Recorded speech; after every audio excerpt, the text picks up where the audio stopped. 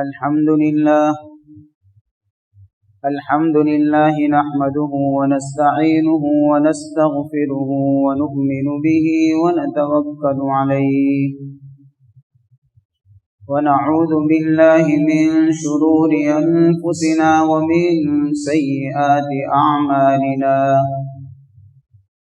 من يهده الله فلا مضل له ومن يضلله فلا هادي له ونشهد أن لا إله إلا الله وحده لا شريك له ونشهد أن سيدنا وسندنا ومولانا محمدا عبده ورسوله صلى الله تعالى عليه وعلى آله وأصحابه أجمعين أما بعد فأعوذ بالله من الشيطان الرجيم بسم الله الرحمن الرحيم والذين جاهدوا فينا لنهدينهم سبلنا وإن الله لمع المحسنين صدق الله مولانا العظيم وصدق رسوله النبي الكريم ونحن على ذلك لمن الشاهدين والشاكرين والحمد لله رب العالمين. اللهم صل على سيدنا محمد النبي الأمي وعلى آله وبارك وسلم. اللهم صل على سيدنا محمد النبي الأمي وعلى آله وبارك وسلم. اللهم صل على سيدنا محمد النبي الأمي وعلى آله وبارك وسلم.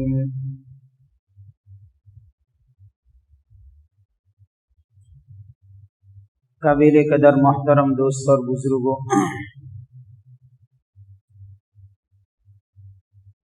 درس سیرت کے عنوان سے پارٹ نمبر 31 ہے. آج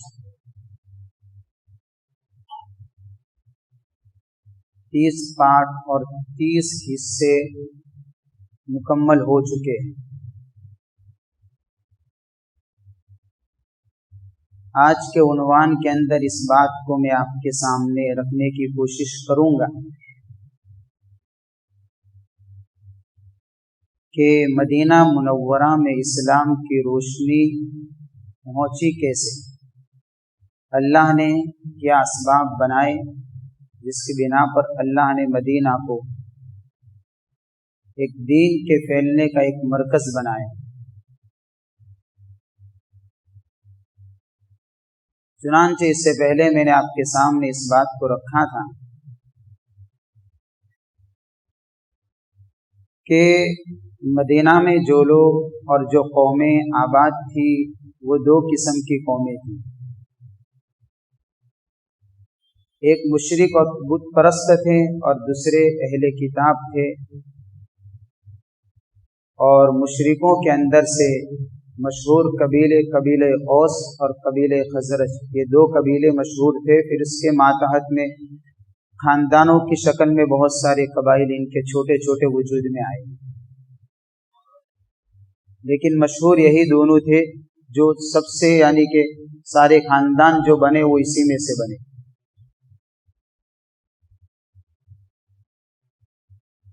اور یہود کے جو قبائل تھے وہ ایک بنو نذیر تھا، ایک بنو قینقاع تھا اور ایک بنو قریظہ تھا. یہ 3 یہود کے قبیلے تھے. میں نے کہا تھا کہ یہود چونکہ اہل کتاب اور اہل علم سمجھے جاتے تھے، آسمانی کتابوں کا علم ان کے پاس تھا. چنانچہ وہ لوگ اوس اور خزرج کے جو لوگ تھے ان کو بہت سی مرتبہ دھمکی دیا کرتے تھے، ڈرایا کرتے تھے.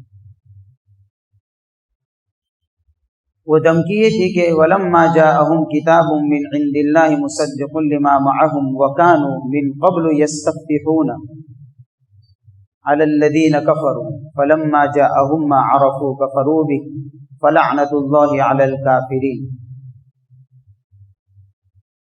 اس کا خلاصہ یہ ہے کہ یہودی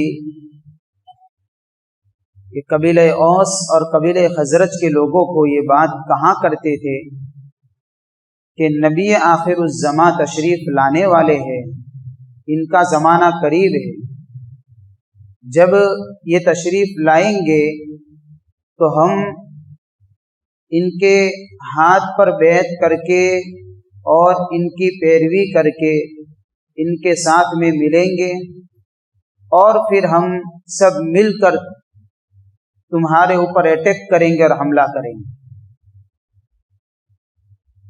اور تمہارا نام و نشان مٹا دیں گے۔ یہ جب بھی کچھ مسئلہ ہوتا فوراً اس بات کو لے کر سامنے آتے، اور اوس اور خزرج کے جو لوگ تھے چونکہ وہ تو بتوں کی پوجا کرنے والے لوگ تھے، ان کے پاس علم وغیرہ تھا نہیں، وہ تو زمین اور یعنی کہ وہ کاشتکاری والے لوگ تھے، اس لیے لکھنا پڑھنا جانتے نہیں تھے، ان کو پتہ نہیں تھا، اور یہ لوگ جانتے تھے تو یہ دھمکیاں دیتے تھے۔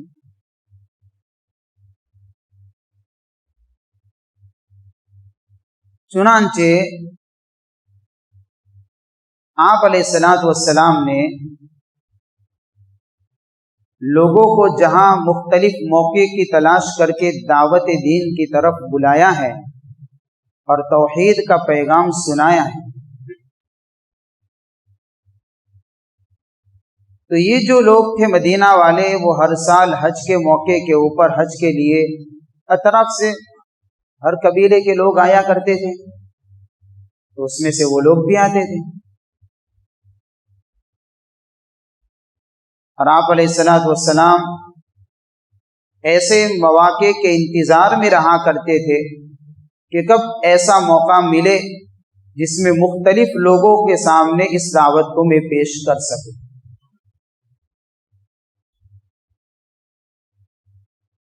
اور حج ایک ایسا عظیم الشان اجتماع ہے کہ وہاں ہر قبیلے کا آدمی یا تو پورے قبائل پہنچتے تھے، یا تو ان میں سے کوئی نہ کوئی تعلق رکھنے والے ان کے لوگ آیا کرتے تھے اطراف میں سے بھی۔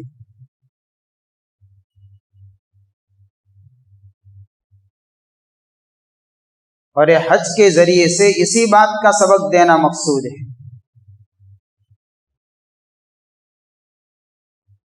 کہ اللہ کے دربار کے اندر قومیت اور تعصب نہیں چلا کرتا،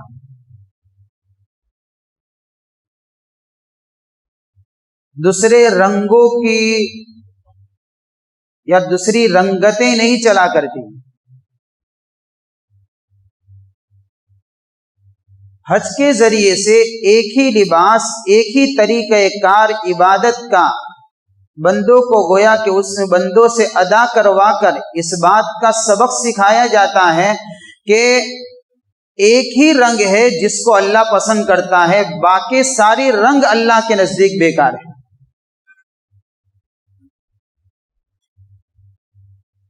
اپنی زندگی کو ایک رنگ میں رنگنا چاہیے جو اللہ کا پسندیدہ رنگ ہے۔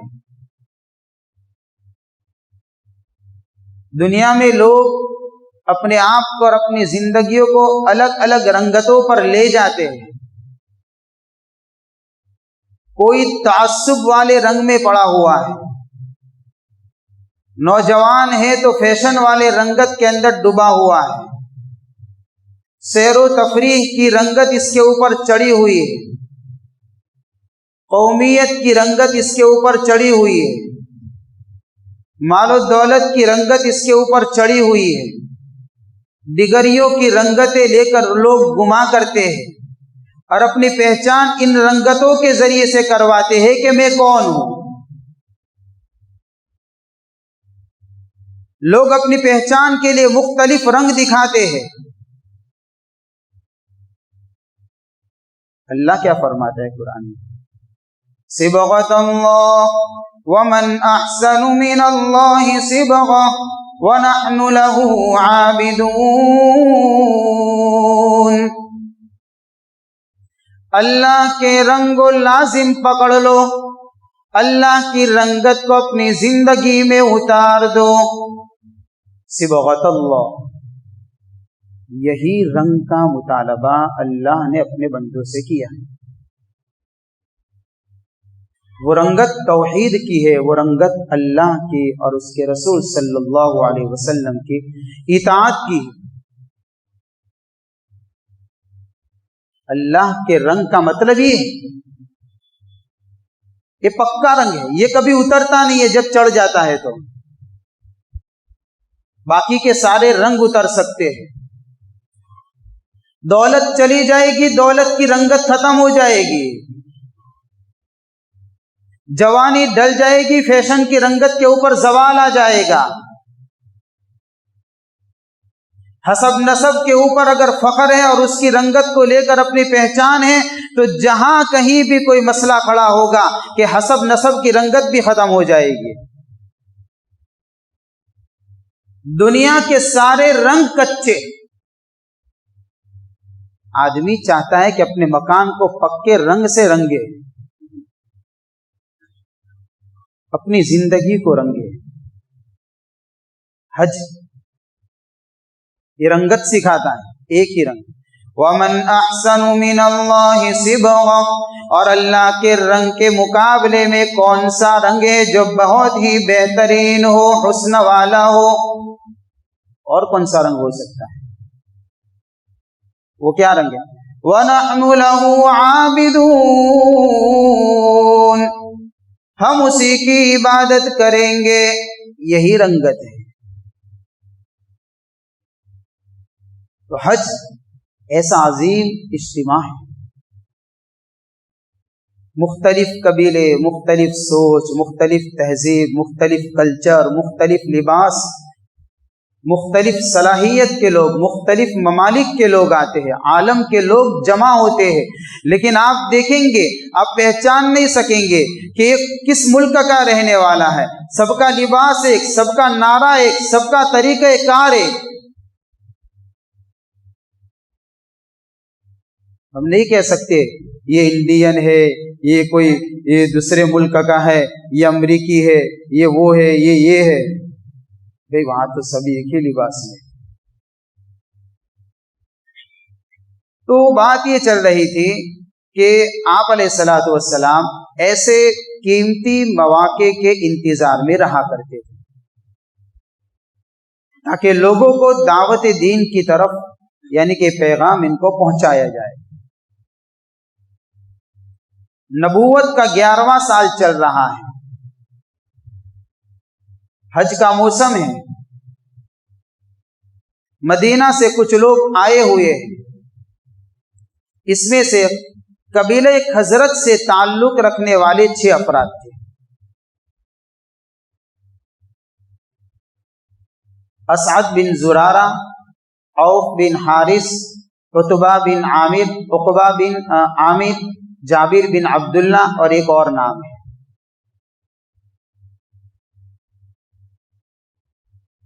چونکہ حاجی ارکان کو ادا کرتے کرتے مینا میں بھی جاتے ہیں، جو جمرات ہیں اسی کو، یعنی کہ جمرہ عقبہ اولا جو کہا جاتا ہے، یہ پہلی بیعت اسی جگہ پر ہوئی ہے، اسی مینا کی گھاٹی کے اندر. تو مدینہ سے قبیلہ خزرج سے تعلق رکھنے والے یہ 6 لوگ آئے ہوئے تھے. آپ علیہ الصلوۃ والسلام لوگوں سے ملاقات کرتے کرتے کرتے ان کے پاس پہنچے. ان کو بھی پیغام سنایا، توحید سنائی. قل تعالوا اتل ما حرم ربكم عليكم الا تشركوا به شيئا وبالوالدين احسانا.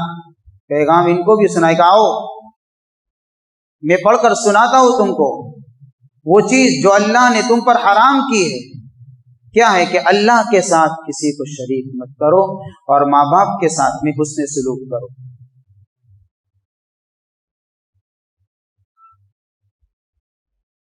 حضور کی یہ باتیں ان کو اچھی لگی، یہ دعوت، اور انہوں نے ایمان قبول کر دیا۔ خیر یہ تو چلے گئے۔ اب جب مدینہ میں گئے تو مدینہ میں جانے کے بعد یہ 6 آدمی جو اسلام قبول کر کے گئے تھے، اپنی ہر مجلس کے اندر ایک ہی ذکر، اور وہ رسول اللہ صلی اللہ علیہ وسلم کی دعوت کا ذکر، حضور کا ذکر۔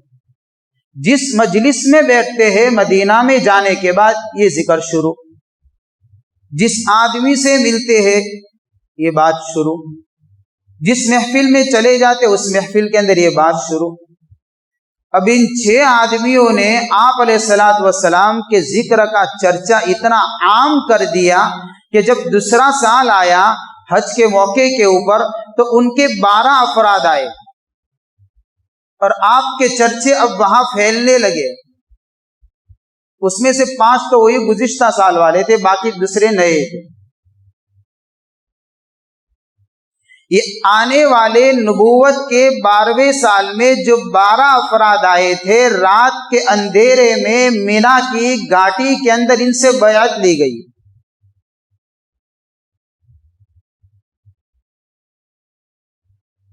اللہ کی توحید پر، اللہ کی عبادت پر، رسول اللہ صلی اللہ علیہ وسلم کی اطاعت کے اوپر آئے گی بات آتی۔ جب یہ لوگ نبوت کے 12ویں سال میں 12 لوگ آپ علیہ الصلوۃ والسلام کے ہاتھ پر ایمان قبول کرتے ہیں، تو اس وقت آپ علیہ الصلوۃ والسلام نے ان کی تعلیم اور تبلیغ کے لیے 2 صحابی کو بھیجا ہے۔ ایک کا نام حضرت مصعب بن عمیر رضی اللہ تعالیٰ عنہ ہے، اور دوسرے صحابی عبداللہ ابن ام مکتوم ہے۔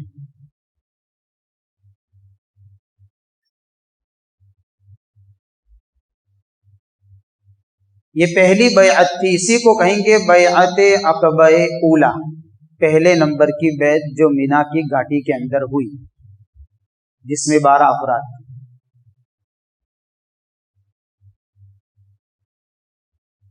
جب یہ لوگ جانے لگے تھے ان کی تعلیم اور تبلیغ کے لیے اور ان کی تربیت کے لیے، ان کو اللہ کے احکام سکھانے کے لیے، قرآن سکھانے کے لیے، حضرت مصعب بن عمیر رضی اللہ تعالیٰ عنہ اور ساتھ میں ایک روایت کے مطابق حضرت عبداللہ ابن ام مکتوم رضی اللہ تعالیٰ عنہ کو بھیجا ہے۔ اور یہ جو مصعب بن عمیر رضی اللہ تعالیٰ عنہ جو تھے بڑے امیر گھرانے سے ان کا تعلق تھا، ان کا لباس قیمتی، ان کے سواریاں بھی قیمتی ہوا کرتی تھی۔ جب یہ چلا کرتے تھے سواری پر تو ہٹو بچوں کا شور ہوا کرتا تھا، شاہانہ زندگی گزارا کرتے تھے۔ یہ اتنی قیمتی خوشبوئیں استعمال کیا کرتے تھے کہ راستے سے گزرا کرتے تھے تو پورا راستہ معطر ہو جایا کرتا تھا۔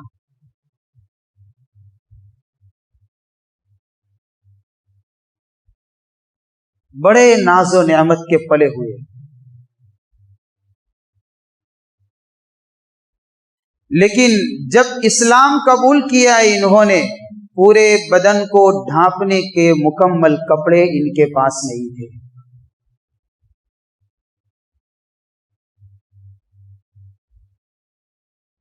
یہ ناز و نعمت کے اندر پلے ہوئے، اسلام کے لیے سب کچھ قربان کر دیا، سب کچھ چھوڑا دین کے لیے، ایمان کے لیے، ساری دنیا کی لذتوں کو چھوڑ دیا، اور یہ بتایا کہ ایمان کی لذت وہ ہے جب دلوں کے اندر اتر جاتی ہے، جب زندگیوں کے اندر رچ بس جاتی ہے، جب انسان کے رگوں کے اندر خون دوڑتا ہے۔ اس طریقے سے جب ایمان کے جذبے اور ولولے دوڑنے لگتے ہیں تو انسان کے سامنے، اس آدمی کے سامنے، اس مومن کے سامنے دنیا کی چمک دمک کوئی حیثیت نہیں رکھتی۔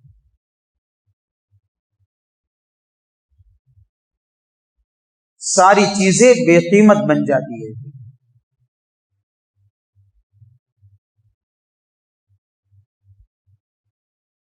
حضرت مصعب بن عمیر گئے مدینہ کے اندر، لوگوں کو پڑھاتے، ان کو مقرئ المدینہ کہا جاتا ہے، مدینہ کے قاری۔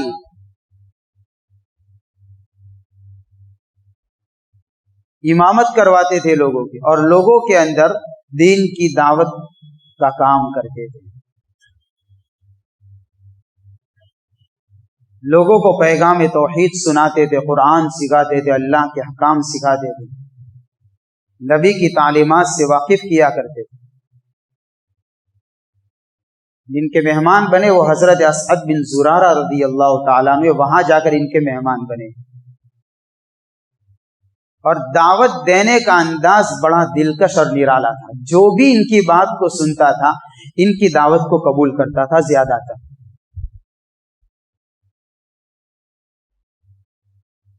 انداز بڑا نرالا تھا دعوت دینے کا۔ قرآن بھی کہتا ہے ادع الى سبیل ربک بالحکمت والموعظۃ الحسنہ وجادلہم باللتی ہی احسن، اللہ کی طرف لوگوں کو بلاؤ تو اس انداز سے بلاؤ جس میں نصیحت بھی ہو، حکمت بھی ہو، کسی کی آبرو ریزی کے اوپر حملہ نہ ہو، کسی کی دل شکنی نہ ہو، کسی کی عزت کے اوپر کوئی جملہ زبان سے نہ نکل جائے، جس میں رقت ہو، نرمی ہو، نصیحت ہو، انداز نرالا ہو، سامنے والا اللہ والے فرماتے ہیں حق بات حق طریقے سے حق نیت سے کہی جائے گی تو سامنے والا ایکسپٹ کرے گا۔ تینوں میں حق ضروری ہے، بات بھی حق ہو، طریقہ بھی حق ہو، نیت بھی حق ہو۔ بات صحیح ہے لیکن طریقہ غلط ہے۔ اللہ نے حضرت موسیٰ علیہ السلام کو فرعون کے پاس بھیجا، انا ربکم الاعلی کا دعویٰ کیا جس نے، اور پتہ نہیں کیا کیا ظلم کی داستانیں اس نے رقم کی، لیکن اللہ نے حضرت موسیٰ علیہ السلام سے کیا کہا فَقُولَا لَهُ قَوْلًا لَيِّنًا لَعَلَّهُ، ان کے سامنے جا کر نرم سے بات کرنا شاید کہ اس کے دل میں اتر جائے بات۔ حضرت موسیٰ سے کہا جا رہا ہے، اللہ فرما رہے ہیں، اور کس کے متعلق کہ فرعون کے پاس آپ جا رہے ہیں تو بات نرمی سے کرنا موسیٰ، یعنی اتنے بڑے باغی کے پاس اللہ اپنے نبی اور پیغمبر کو بھیج رہے ہیں اور یہ تعلیم دی جا رہی ہے، بات نرمی سے کرنا۔ آدمی کی دعوت کا انداز جتنا ناصحانہ اور رقت سے بھرا ہوا ہوگا، سامنے والے کے دل کے اندر بات کا اترنا اتنا آسان ہوگا۔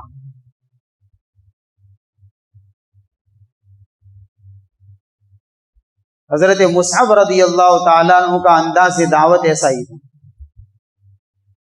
چنانچہ ایک واقعہ لکھا ہے کہ لوگوں کو دعوت دیتے تھے تو ایک مرتبہ اسید بن حضیر رضی اللہ تعالیٰ عنہ آ گئے، اس وقت مسلمان نہیں تھے، اور آ کر ساتھ میں حضرت اسعد بن زرارہ رضی اللہ تعالیٰ عنہ بھی، جن کے مہمان بنے حضرت مصعب، بہت کچھ برا بھلا بھی کہا، ڈانٹا بھی، اور پتہ نہیں، اس لیے کہ حضرت اسید مسلمان نہیں تھے اس وقت۔ حضرت مصعب بن عمیر رضی اللہ تعالیٰ عنہ نے کہا کہ اگر آپ کہیں تو ایک طرف بیٹھ کر بات کریں، کچھ میں بات کرنا چاہتا ہوں آپ سے، اگر آپ کو پسند آئے تو ٹھیک بات ہے، قبول کر لینا، اگر نہ پسند آئے تو آپ نکل جاؤ، تھوڑا موقع دیں گے بات کرنے کا۔ یہ انداز ہے، یہ نہیں کہ تو کیا بول رہا ہے، یہ ہے وہ ہے، پتہ نہیں جنگ کریں گے، لڑیں گے، نہیں، آپ اجازت دیں ایک طرف بیٹھ کر کہ ہاں ٹھیک ہے کہ کرو۔ حضرت اسید بن حضیر رضی اللہ تعالیٰ عنہ تو آئے تھے بڑے جذبے کے ساتھ میں، غصے کے ساتھ میں، ہاں، یا ایک ہی بات نے ان کو پگھلا دیا؟ حضرت مصعب نے جو پھر ان کے سامنے دین کی بات رکھی ہے اور قرآن کا پیغام جو سنایا ہے، تو یہ سنا رہے تھے حضرت اسید بن حضیر رضی اللہ تعالیٰ عنہ کا علماء نے لکھا ہے، سیرت نگاروں نے، کہ پڑھتے پڑھتے ان کی چہرے کو یہ پڑھ رہے تھے حضرت مصعب بن عمیر اور حضرت اسعد بن زرارہ رضی اللہ تعالیٰ عنہ، یہ دونوں صحابی یہ ان کے چہرے کی طرف دیکھتے جا رہے تھے، اللہ کا پیغام سناتے جا رہے تھے اور یہ اندازہ لگاتے جا رہے تھے اسید کا چہرہ بدل رہا ہے کہ اسید کا دل بدل چکا ہے۔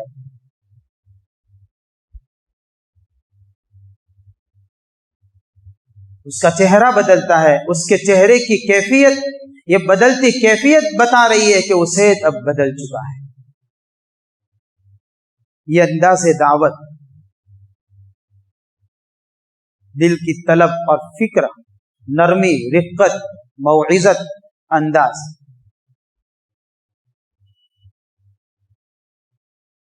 چنانچہ کہتے ہیں کہ اگر آپ کے دین میں آنا ہو تو کیا کرنا ہے کہ غسل کرو، کپڑے پہنو، کلمہ پڑھو، 2 رکعت نماز پڑھو، آ گئے۔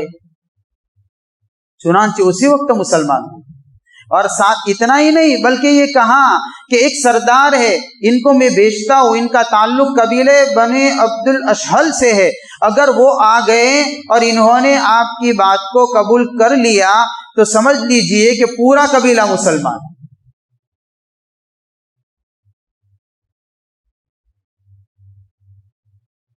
تو حضرت اسید اور حضرت سعد یہ دوست بھی تھے جو بعد میں یعنی کہ آئے، یہ سعد بن معاذ کے متعلق بات کر رہے تھے۔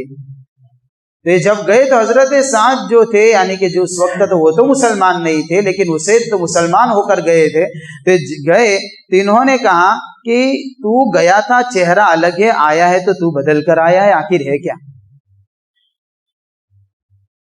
انہوں نے نہیں کہا کہ میں مسلمان ہو گیا، بلکہ انہوں نے انداز ایسا اختیار کیا کہ حضرت یہ سعد جو تھے نا وہ خود چل کر جاوے اور وہ خود سنے کہ میں کیوں بدلا ہوں،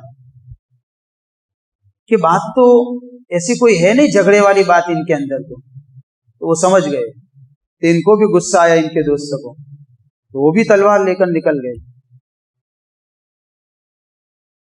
اور حضرت اسعد بن زرارہ رضی اللہ تعالیٰ عنہ جو تھے وہ حضرت سعد یہ دونوں خالہ زاد بھائی تھے، انہوں نے اپنے یعنی کہ وہاں جا کر حضرت اسعد بن زرارہ سے کہا کہ تم میری خالہ کے بیٹے ہو، اس لیے کچھ بولتا نہیں، ورنہ تلوار لے کر ہی آیا ہو، تمہارا کام تمام کر دیتا۔ کیا کرتے ہو یہاں پر؟ تم ہمارے قوم کے لوگوں کو بھڑکا رہے ہو اور راستہ بھٹکا رہے ہو، اور ہمارے کمزوروں کے اوپر اس طریقے سے یعنی کہ تم ایسی باتیں پیش کر رہے ہو۔ تو حضرت مصعب نے ان کو بھی کہا کہ آپ بھی تھوڑی دیر بیٹھ جائیں، تو آپ کو بھی کچھ سنانا چاہتا ہوں میں۔ وہ بھی بیٹھ گئے، ان کو بھی سنایا اللہ کا کلام، وہ بھی اسی وقت مسلمان ہوئے، غسل کیا، کپڑے پہنے، کلمہ پڑھا، نماز پڑھی اسی وقت۔ اب یہ سردار تھے، اپنے قوم کے اندر گئے اور اپنے قوم سے کہا میں اس وقت تک نہ کھاؤں گا نہ پیوں گا، نہ میرا تمہارا کوئی تعلق رہے گا جب تک تم میری اس بات کو نہ مانو جو میں لے کر آیا ہوں، یعنی کہ مجھے سکھا کر بھیجا گیا۔ پورے قبیلے نے اسلام قبول کر دیا۔ یہ حضرت مصعب بن عمیر رضی اللہ تعالیٰ عنہ کی رقت اور نرمی کی برکت ہے کہ لوگ دائرہ اسلام کے اندر آ رہے ہیں۔ سوائے ایک آدمی کے، عمرو بن حارث، انہوں نے جنگ احد کے موقع کے اوپر اسلام قبول کیا ہے۔ حضرت ابو ہریرہ رضی اللہ تعالیٰ عنہ فرماتے ہیں کہ ایسا کون آدمی ہے کہ جس نے ایک بھی نماز نہیں پڑھی پھر بھی جنتی ہے؟ پھر لوگ جواب نہ دیتے تو حضرت عمرو بن حارث رضی اللہ تعالیٰ عنہ کا نام دیتے کہ جو قبیلے بنو اشہل سے تعلق رکھتے ہیں، اس لیے کہ اس وقت تو مسلمان نہیں ہوئے تھے، جنگ احد کے موقع کے اوپر ہی مسلمان ہوئے، اور چونکہ جنگ کا موقع تھا تو وہ لے کر میدان میں نکل گئے، نماز کا وقت نہیں تھا، نماز نہیں پڑھی تھی، اور میدان جہاد کے اندر شہید ہوئے۔ یعنی وہ موقع آیا ہی نہیں زندگی میں کہ نماز پڑھ سکے، کلمہ پڑھا، یہاں شہادت ملی۔ حضرت ابو ہریرہ فرماتے تھے کہ کون ہے جس نے ایک بھی نماز نہیں پڑھی پھر بھی جنتی؟ یہ خیر، حضرت مصعب بن عمیر رضی اللہ تعالیٰ عنہ کی دعوت دینے کا انداز تھا میرے بھائی۔ نتیجہ یہ نکلا کہ نبوت کے 13ویں سال میں جب یعنی کہ حج کا موسم آیا تو اس وقت تقریباً 75 لوگ آ رہے ہیں اسلام قبول کرنے کے لیے، اس میں 73 مرد ہے اور 2 عورتیں ہیں، تقریباً 75 لوگ۔ انہوں نے بھی آ کر مینا کی گھاٹی میں حضور صلی اللہ علیہ وسلم کے دستے یعنی کہ مبارک کے اوپر بیعت کی ہے۔ یہ مدینہ کی زمین کو اللہ نے ہموار کیا، اس لیے کہ یہی مدینہ جو بعد میں جا کر اسلام کے پھیلنے کا ذریعہ بننے والا تھا، تو اللہ تعالیٰ نے ایسے اسباب بنائے۔ ایک وقت تھا کہ رسول اللہ، روایتوں میں آتا آپ علیہ الصلوۃ والسلام یوں فرما رہے تھے، بازاروں میں جا کر یہ صدا لگاتے، کون ہے جو مجھے ٹھکانہ دیوے، کون ہے جو میری دعوت کو قبول کرے، کیا ملے گا؟ اللہ اس کو جنت دیں گے۔ لیکن اللہ تعالیٰ نے حضور کی لگائی ہوئی، یہ مکہ کی گلیوں کی لگائی ہوئی صداؤں کو، اللہ نے اس کی آواز کو مدینہ کی گلیوں تک پہنچایا، اور اللہ نے وہاں سے ایسے لوگوں کو کھڑا کیا ہے، یہ لوگ حضور کی خدمت میں چل کر آئے ہیں اور اسلام کی روشنی تلے اپنے آپ کو کھڑا کیا ہے۔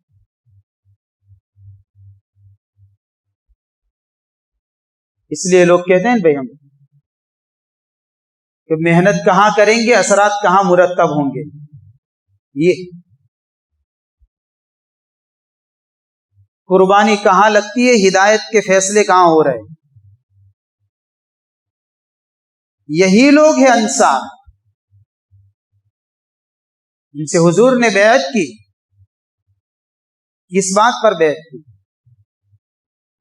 السمع والطاعہ۔ اللہ کے نبی نے کہا ان کو کہ دیکھو بیعت کرو، ایک تو اس بات پر اللہ کی توحید، یہ 3 جملے میں صرف بتانا چاہتا ہوں۔ السمع والطاعہ، نبی کی سنیں گے اور نبی کی مانیں گے۔ یہ نہیں کہ تم نہ سنو کہ نہ مانو، یا سنو تو پھر مانو نہیں۔ ہر حال میں چاہے کچھ بھی ہو جائے، جتنے بھی حالات اچھے ہو کہ برے ہو، تم بیمار ہو، مصیبت میں ہو، تکلیف میں ہو کہ فراوانی میں ہو، امیری میں ہو کہ غریبی میں ہو، السمع والطاعہ، یہ بات یاد رکھنی ہے۔ ہمارا کام سننا اور ماننا ہے۔ چنانچہ صحابہ کی سب سے بڑی صفت قولوا سمعنا واطعنا، یہ کہا کرتے تھے قولوا سمعنا واطعنا غفرانک ربنا والیک المصیر۔ جب بھی نبی کا فرمان سنتے تھے فوراً زبان سے نکال لیا کرتے تھے، میرے نبی کے فرمان کو ہم نے سنا بھی اور مان بھی لیا۔ میرے بھائیو، ہمارے سامنے ہم نے حضور پاک صلی اللہ علیہ وسلم کی کتنے فرامین سنائی جاتے ہیں، ہماری زندگی میں اطاعت رسول کی سننا اور ماننا۔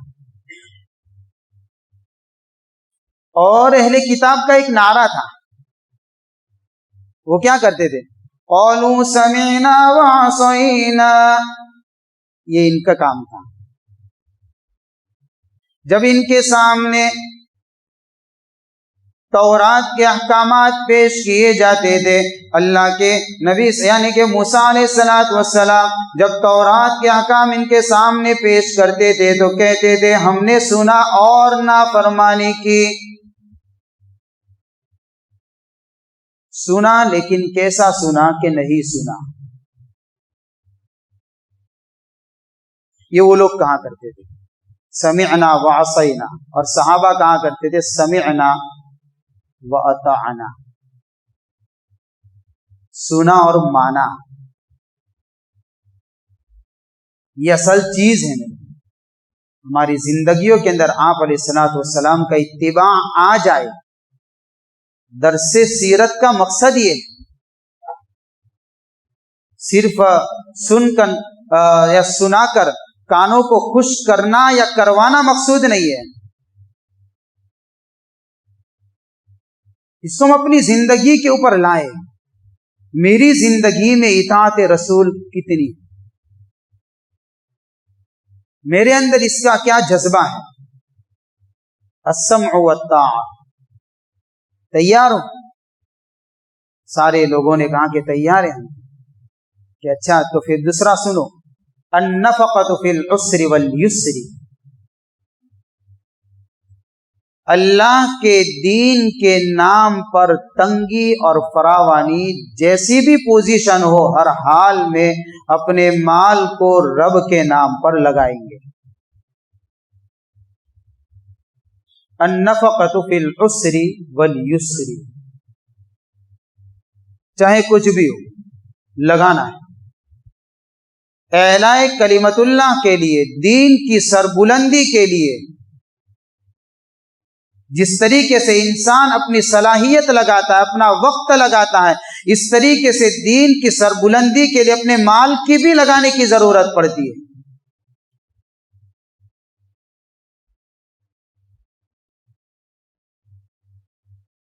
اور صحابہ نے یہ کام کر کے دکھایا.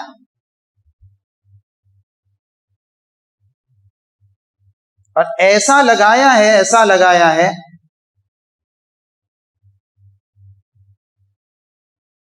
کہ جب بھی ہم تذکرہ کرتے ہیں تو ہماری زبان پر زیادہ تر یہ بات آتی ہے کہ صحابہ فقر و فاقہ میں زندگی گزارتے تھے. حالانکہ سارے صحابہ فقر و فاقہ والے نہیں تھے. بڑے بڑے امیر صحابہ بھی تھے، مالدار صحابہ بھی تھے، اور اللہ نے مالی اعتبار سے بہت کچھ فراوانی سے نوازا، بہت کچھ دیا. جب حضور سے بیعت اس بات پر ہوئی ہے تو پھر آج میرے بھائیو ایک گزارش ہے، ہمارا مال آج ناجائز جگہوں پر زیادہ لگتا ہے.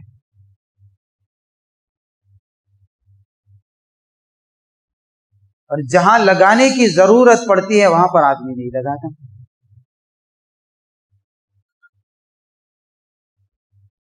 اللہ پوچھیں گے فیما انفق، کہاں سے خرچ کیا اور کہاں لگایا. یہ دو سوال ہیں. ہم مالک نہیں ہیں اس چیز کے، بھئی ہم تو اپنی جان کے مالک نہیں ہیں. یہ بھی اللہ کی امانت ہے، تو مال کے مالک کہاں سے بن جائیں گے؟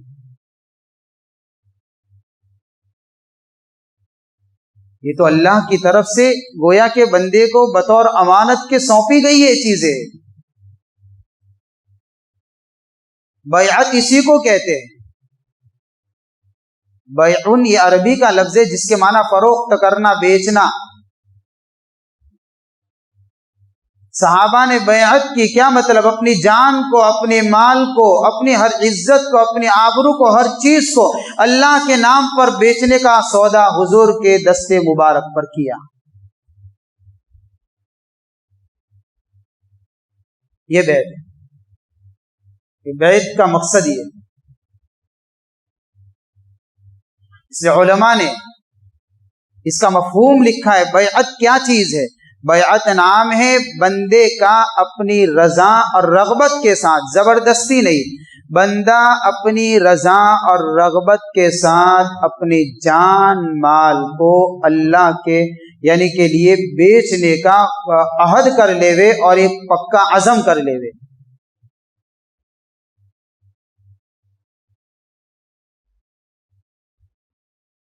یہ بیعت ہے.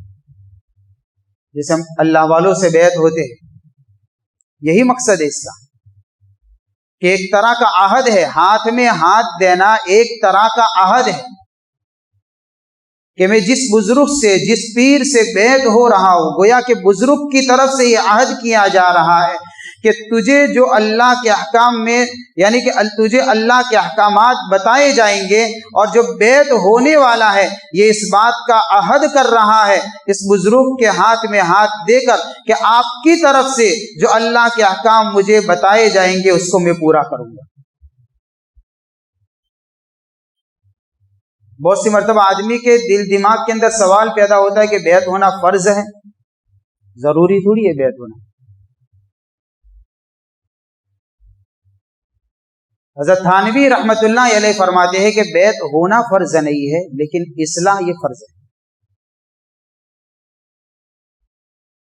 اور آدمی کی اصلاح خود اگر اپنی طرف سے کرنا چاہے گا تو مشکل معاملہ ہو سکتا ہے۔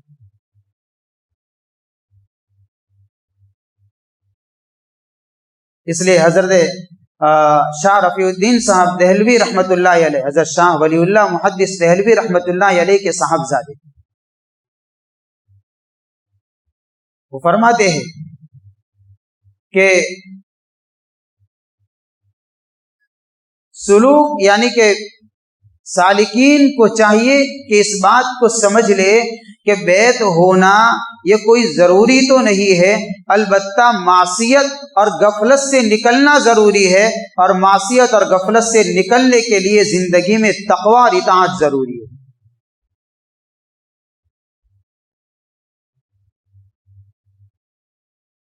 کہ آدمی گناہوں سے کیسے نکلے گا؟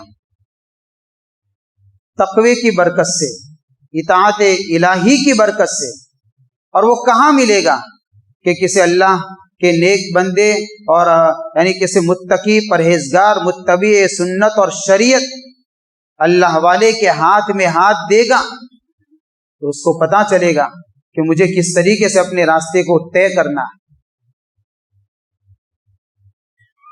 اور اس کے لیے جس بزرگ کے ہاتھ میں بندہ ہاتھ دے رہا اس بزرگ کا ایسا ہونا ضروری ہے۔ ہمارے نزدیک سب سے بڑا بزرگ کون ہے؟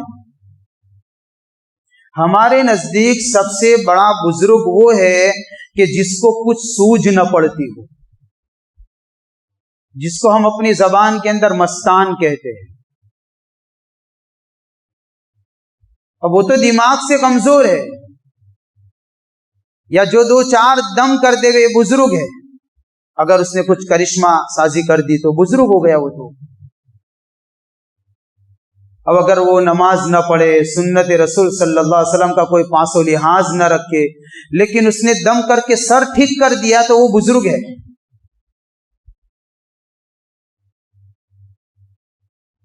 اور ایسے لوگوں کے حوالے ہونے کا نتیجہ یہ ہوا کہ امت کے اندر سے دینی بیداری پیدا ہونی چاہیے، اس کی جگہ کے اوپر جہالت کا اندھیرا زیادہ چھا جاتا ہے۔ یہ ڈول بجانے والے بزرگ بن گئے ہمارے۔